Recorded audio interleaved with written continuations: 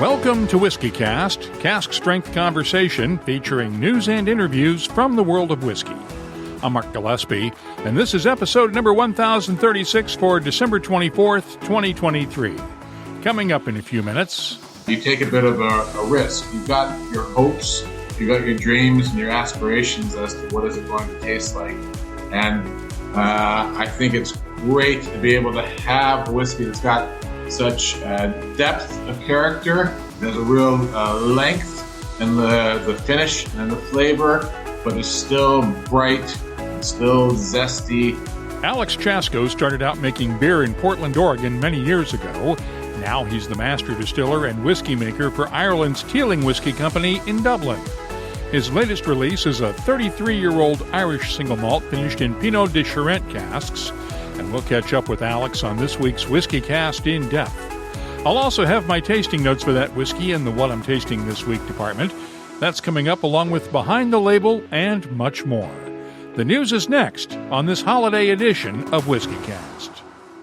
And now, a message from Robin Redbreast. Happy holidays! On behalf of Redbreast, here's to you and yours.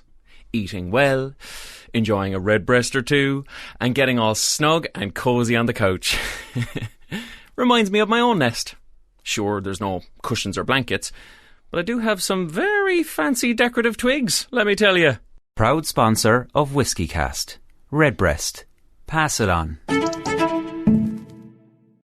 Greetings, everyone. It's Gabriel Cardarello with Jewers, and I have big news.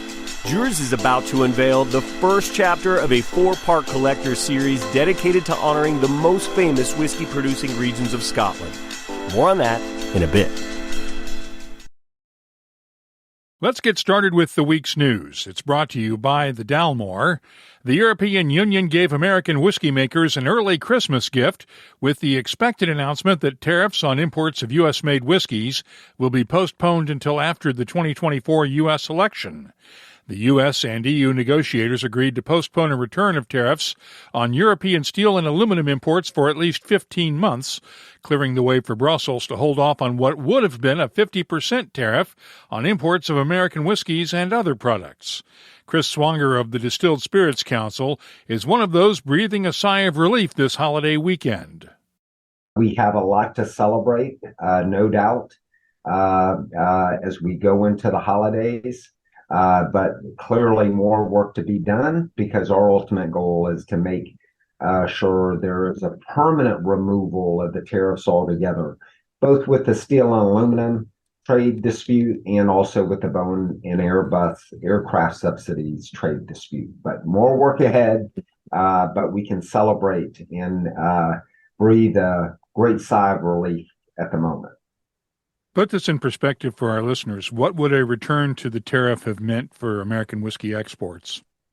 It would have been an utter disaster in bold capital letters. 50% tariff. If you recall, we saw a significant impact on American whiskey exports when the tariff was applied on American whiskey at 25% level. When it was all said and done, we saw approximately a 35% decline in American whiskey exports, and that was with a 25% tariff. So it would have been a disaster. Swanger says the industry will still be nervous over the next 15 months because of a lack of certainty about permanent removal of the European tariffs. In other news, another Scottish distiller is building a distillery in China. Angus Dundee Distillers has already started construction of the distillery in Chunan, China. The distillery will feature an underground cave maturation cellar within a mountain close to the distillery. The distiller said in a statement that it regards China as one of the most important markets for its future. Angus Dundee owns the Tomintoul and Glencadam distilleries in Scotland. An update now on the Chuan, Pernod Ricard's new Chinese whiskey that we reported on last time around.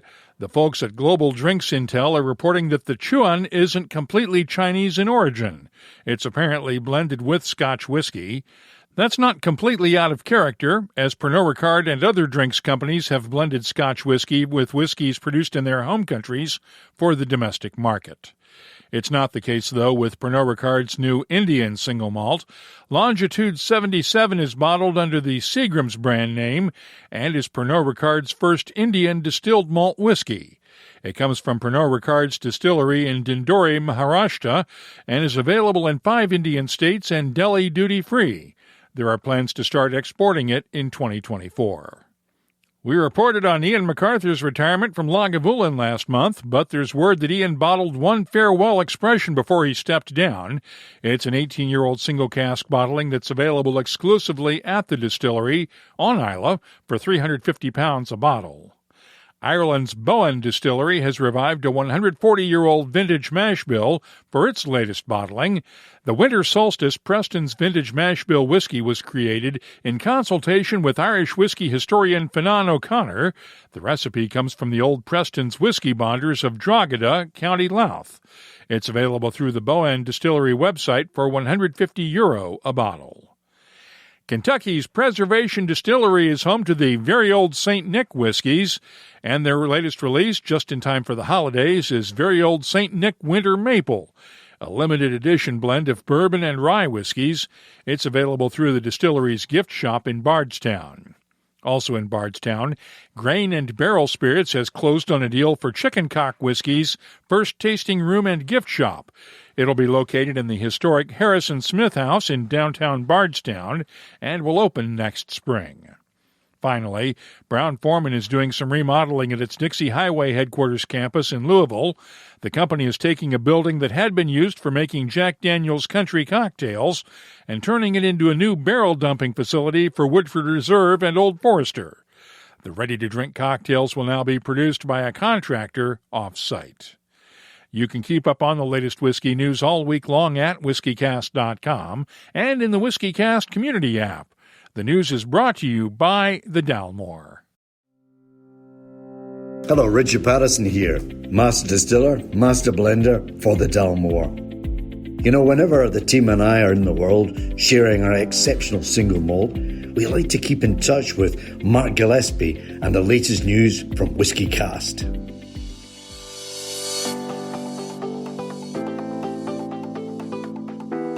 Let's take a look at the calendar and see what's happening in the new year. First, an update on May's Spirit of Speyside Festival.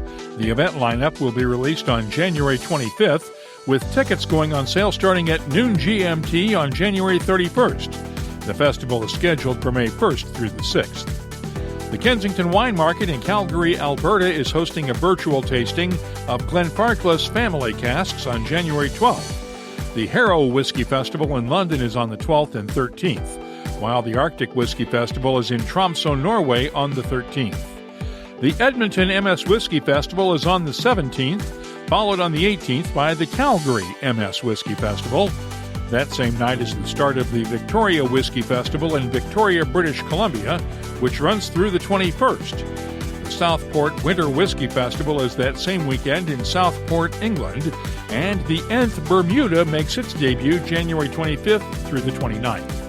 Finally, the Whiskey Exchange is holding a Burns Night Barrel Top tasting on the 25th at its Great Portland Street store in London.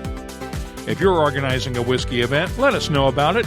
We'll add it to the calendar at WhiskyCast.com and in the WhiskyCast community app.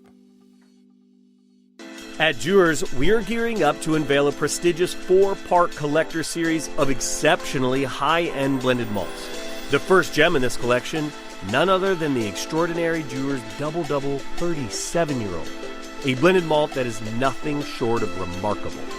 The Double 37-year-old undergoes Dewar's cutting-edge 4-stage aging process, meticulously designed to draw out the essence of whiskey barrels dating back to the late 80s. The result?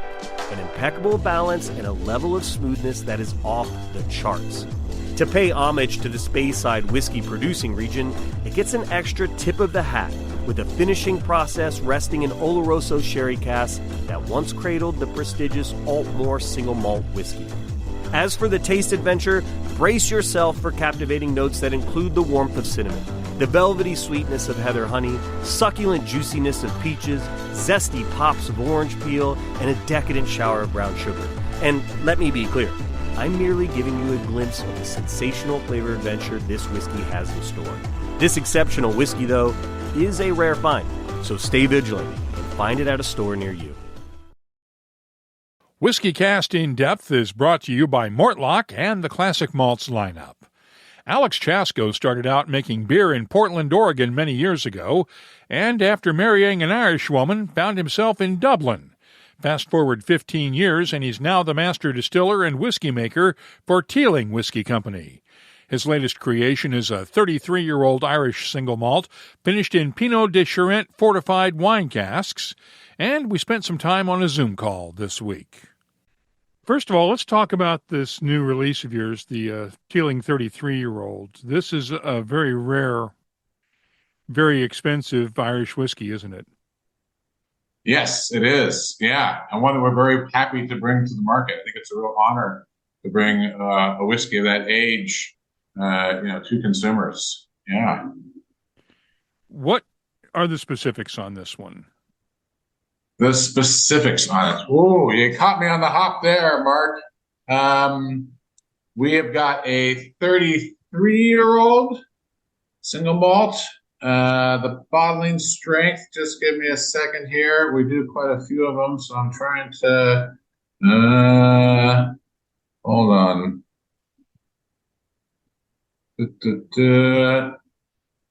Oh, here we go. Okay. So we've got a 33-year-old bottle at 49.7% alcohol. You can see why I wouldn't necessarily remember that off the top of my head. And it was done in a Pineau de Charentes cask. And what I think is amazing about this whiskey is that we have taken something as old and rare as a 33-year-old Irish single malt and put it into a unique cask like the Pineau de Charentes, right? That we haven't come out with it in a bourbon cask. We haven't gone with sherry or port or more of your traditional options. We've tried to continue that tradition of innovation that I think Teeling Whiskey has become maybe a little bit famous for, and trying to push the boundaries both, I think, in our core range and these very special, very rare single casks. What does Pineau de Charentes bring to a whiskey? What is Pineau de Charentes and what does it do to a whiskey? So Pineau de Charentes is cognac's little brother. I'll admit I had to Google that myself when we started getting the casks in. I thought, as a guy from Portland, Oregon, I thought Pineau de Charentes was like Pinot. I know what Pinot is, right? That's a wine. Well, it is, but it isn't. It's a fortified wine. So they take a must and they fortify that with essentially cognac spirit, not with cognac, but with the spirit that you use for cognac. And what that gives you is a very, as you would imagine, fruit-forward, sweet product. And I think that carries through into the whiskey. We have a very sweet, kind of like a Pedro Jimenez sherry level of sweetness in the whiskey, but then has more of, if I was to jump category again, more of a Madeira-like qualities. There's more of those rounded fruits, so not necessarily so much raisined fruits, but more bright, lively, white wine type flavor. So, apricots, plums, cherries, lots of that sort of stuff. How does it taste? How does it taste? It tastes amazing. You put something like I think we did that cask about 4 years ago. So you put a nearly 30-year-old single malt into a cask, and it's already something that you could charge an arm and a leg for, right? And you take a bit of a risk. You've got your hopes, you've got your dreams and your aspirations as to what is it going to taste like.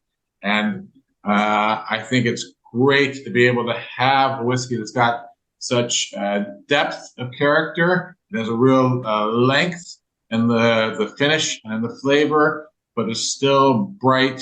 It's still zesty. It still has an amazing little nose on it.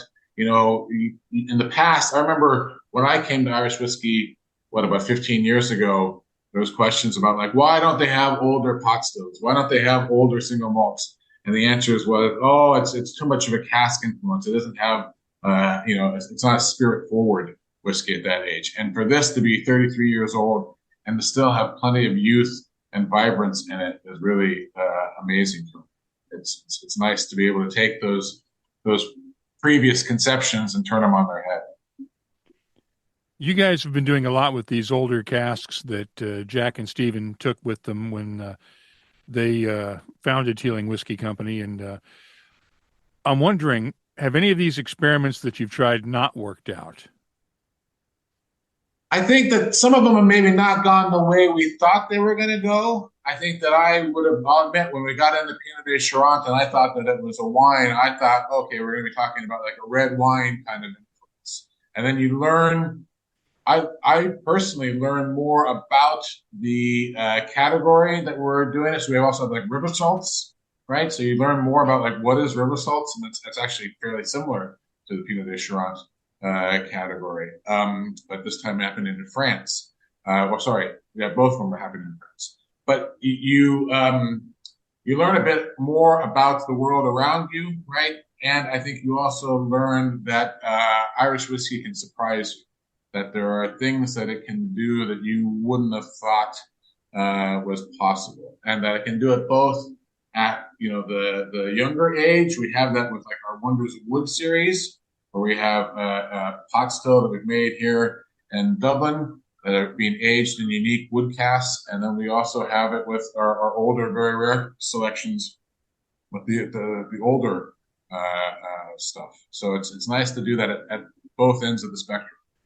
What are you doing with those younger whiskeys, with the pot stills? What are we doing with the younger whiskeys, the pot stills? Lots of different things. We've got everything from different wood types to small experimental casks, to beer casks, to all sorts of different fun things. Playing around with mash bills. Whiskey is it's a long game, right? So in order for you to have something that's interesting as a 12-year-old, you need to have done something interesting 12 years ago. And what is that going to be? I don't know. I know that we've got a variety of different things in the warehouse. It's all, for me, I guess what's interesting, Mark, is that it's all up there in the warehouse. People say, like, what's coming out? And you're like, well, I don't know necessarily, but I know that it's all up there. And it's really more like, when are we going to pick it as being ready? So we've got a lot of different things. We probably have the next, probably 10 years worth of stock up there in the warehouse. And it's a matter of going up and seeing, like, what do I think is ready? What is the market looking for? What are people interested in? How are you going to tell a story, right? And what are people going to be interested in that story? So for us at the moment, it would be sort of these very rare casks, which are very limited, very old. And I'm really, as a whiskey maker, happy to be able to bring them out to the public. But then also trying to do things at that younger and maybe 10 to 12-year-old expressions also, and keep things interesting. How do you balance the desire to do these experimental releases with keeping the core range going? Because the core range is what brings in all the money. Yeah, I think that they are connected. I don't think that they're necessarily separate, right? I think that our core range, at least, is very innovative and unique and unusual. And so it's about trying to have single casks. It's about trying to have very rare casks. It's about having limited offerings that come back to what you were originally doing. So, for example, with our single malt, we've released some of the different cask types that we use in our core range of single malt as single casks. For our single pot still, we're taking the idea of an Irish pot still and expanding what types of other woods could you use, right? What are the other realms of possibilities? And then we've also got things where we're looking at the mash bill. So we're looking at use of what brewers would call specialty malt, right? So crystal malt, chocolate malt, rye, that kind of thing of like, well, how can we play around with what the world of Irish whiskey looks like but probably if you were looking at it from a beer or a wine perspective, isn't that out of the norm? How are things going now with Bacardi as the new corporate overlords? Jack and Stephen still run things on a daily basis, but you guys are answering to the folks in Bermuda now. The folks in Bermuda are very interested in what we're doing, but I can tell you here, as I'm looking at the mill and the steeping chamber, which is at 67%, it's still very much hands-on day-to-day as far as the operations of the distillery. We're milling at the moment. I've got an eye on that up the side here. We've also got the wash still, and that's going. So it's still, day-to-day making whiskey, having problems with pumps or flows or temperatures or what have you. And, I think the great thing about the beer and whiskey industry is that you can learn something new every day. It doesn't matter who the boss is. That's still true no matter what. So, what are you learning these days? What am I learning? I'm learning, I think the number one thing I've learned over the last, 8 years of running this distillery is don't make the same mistake twice. I think there's some things that happen where you're like, that wasn't what I was expecting. But, note to self, don't do that again. Yeah. Let me get your take on the state of Irish whiskey, because as you noted, you've been doing this for about 15 years now in Irish whiskey. What's your take on where Irish whiskey is as a category? I think Irish whiskey is in a very good position right now. I think that we've gone from there being essentially 3 distilleries on the island to now there's at least 40, and every time you turn around, it seems like somebody else is opening up a distillery or has plans for a distillery. And on the one hand, that is a challenge.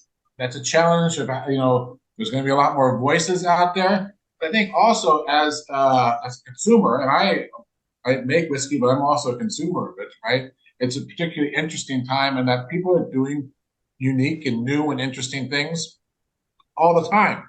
And that's really exciting, right? It's not stale. It's not stagnant. There's a lot that's happening. Are they all going to be successful?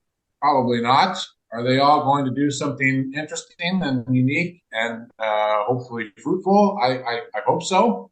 I certainly welcome the new entrants. And look, let's be honest, we're a new entrant also. So I think I started out as a craft brewer back in the 90s in Portland, Oregon. And if I look at that city and the changes that it's had in the last 30 years, I think we're in a pretty good spot right now for Irish whiskey. I think that there's going to be some interesting things. Are they all going to be successful? Probably not. Are they all going to be failures? I hope not. And we'll see what happens. Anything else you can add I didn't ask about? I just would add that it's always great to talk to you, Mark. It's a great show that you have. I'm a fan. I download the podcasts and listen to the show, and I think that you're doing a great job. And it's been amazing to hear you over the years as you've grown and changed and developed the range of whiskeys that you talk about, the distillers that you talk to. And I just really am honored and pleased to get a chance to talk to you. Well, I appreciate that, Alex. Thanks to Alex Chasko for joining us this week. Next time around, my guest will be My Lemon Green CEO and master blender Heather Green. That's WhiskyCast in Depth, brought to you by Mortlach, whiskey's best-kept secret. Hidden away for decades in some of the world's most famous Scotch whiskies, comes a single malt inspired by an original for a fortunate few. Discover the entire Mortlach lineup at malts.com. Let's start off the What I'm Tasting This Week department with Alex Chasko's latest release, that 33-year-old Irish single malt finished in Pineau de Charentes fortified wine casks. It's bottled at 49.8% ABV, and the nose has touches of apricots, plums, ripe cherries, dried flowers, and green grapes with a slight mustiness.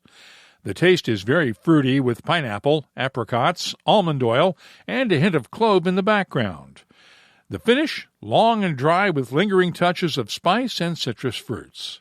I'm scoring the Teeling 33-year-old Pineau de Charentes finish a 93. Next up, the Dalmore's 12-year-old Sherry Cask Select. This one is bottled at 43% ABV. The nose has touches of figs, dates, toffee, honey, and a hint of dark chocolate.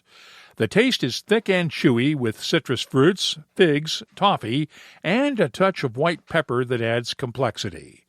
The finish is long with lingering white pepper spice, citrus, and toffee. I'm scoring the Dalmore 12-year-old Sherry Cask Select a 92.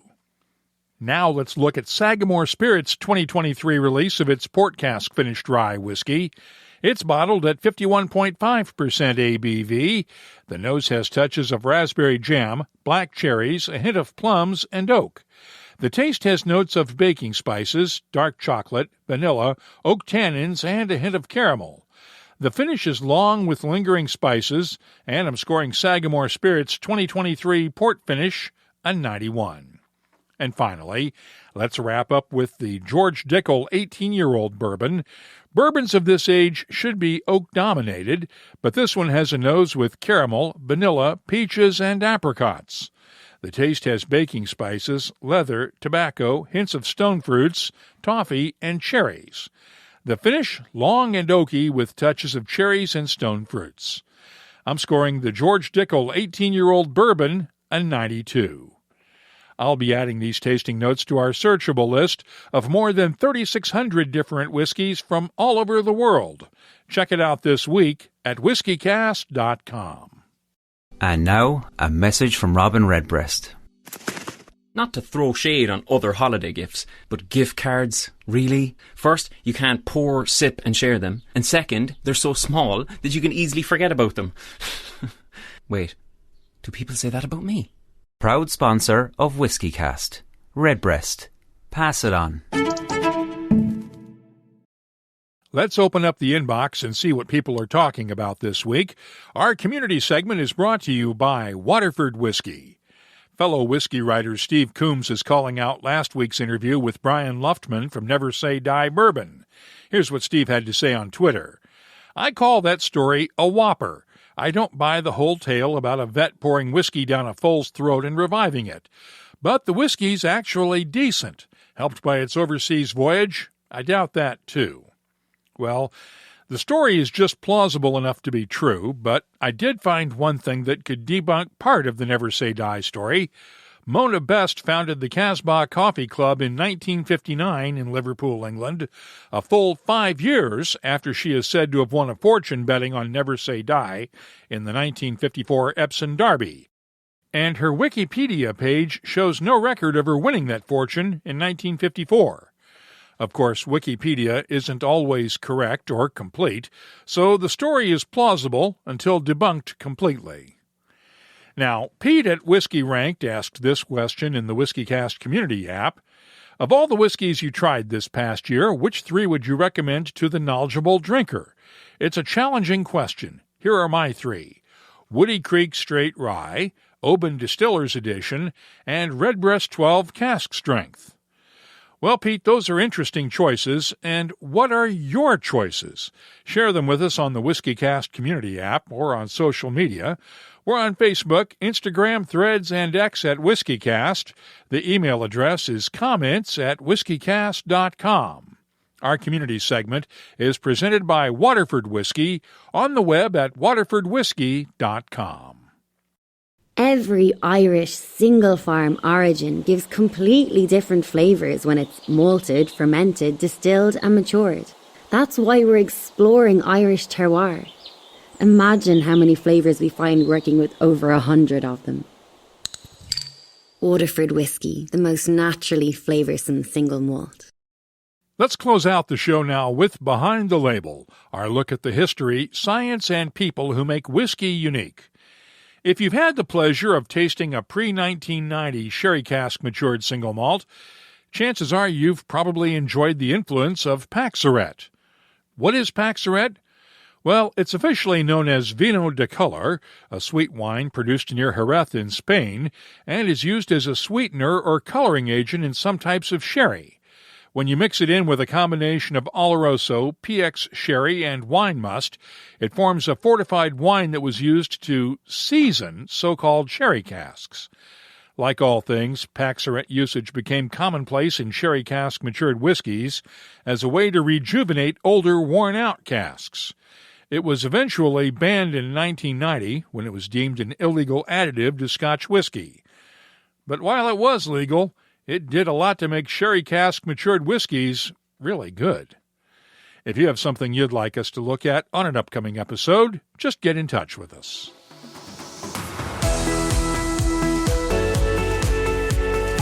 That's all for this week's episode of WhiskyCast. You'll find links for the stories in this episode in our show notes at whiskycast.com. That's also where you'll find the latest whiskey news, my tasting notes, the calendar of events, the whiskey photo of the week, and of course a complete archive of past episodes going all the way back to 2005. Get in touch with us on X, Threads, Instagram, and Facebook at WhiskyCast, or you can use the WhiskyCast community app. Download it today from the Apple and Google App Stores. Our email address is comments@whiskycast.com. Dewar's Double Double 37-year-old blended malt whiskey is a true collector's treasure, a rarity worth hunting for and cherishing, perhaps sharing with the lucky few. Please drink responsibly.